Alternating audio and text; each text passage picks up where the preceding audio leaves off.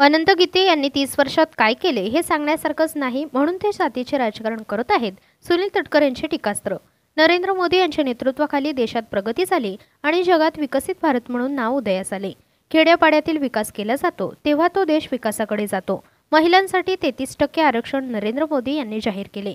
ज्या देशात नारीशक्तीचा सन्मान होतो तो देश नक्कीच प्रगतीपथावर वाटचाल करतो, असा विश्वास रायगड लोकसभेचे महायुतीचे उमेदवार सुनील तटकरे यांनी व्यक्त केला आहे. लोकसभा मतदारसंघातील दापोली मंडणगड विधानसभा मतदारसंघात केळशी जिल्हा परिषद गटामध्ये जाहीर सभा पार पडली. त्यावेळी ते बोलत होते. सध्या विरोधकांकडून संविधान बदलण्यावरून सत्ताधारी पक्षांवर जोरदार टीका केली जात आहे. त्यावर बोलताना ते म्हणाले की जोपर्यंत चंद्र सूर्य आहे तोपर्यंत संविधान बदलले जाणार नाही. दूषित वातावरण निर्माण करून देशाच्या एकात्मतेला तडा देण्याचे काम सो कॉल्ड इंडिया आघाडीकडून केले जात आहे. त्यांच्यापासून सावध व्हावे असे आवाहन तटकरे यांनी केले आहे.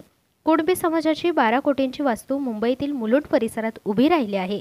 त्या वास्तूच्या उद्घाटनाला अनंत गीते निमंत्रण देऊनही आले नाहीत, अशी कुस्तीत बुद्धी पाहायला मिळाली आहे.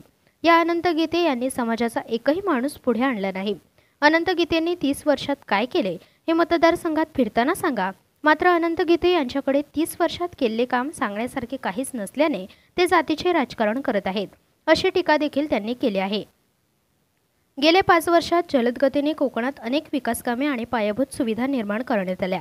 माझ्या बहुजनांसाठी काय करणार आहोत याचा रोडमॅप तयार आहे. मात्र अनंत गीते यांच्या भाषणात बूच, बाटली आणि भूत या व्यतिरिक्त काहीच नसते. ज्यांनी कित्येक वर्षे संसदेत काम केले त्यांची अशी भाषा असेल तर यांच्याकडून काय अपेक्षा ठेवायची.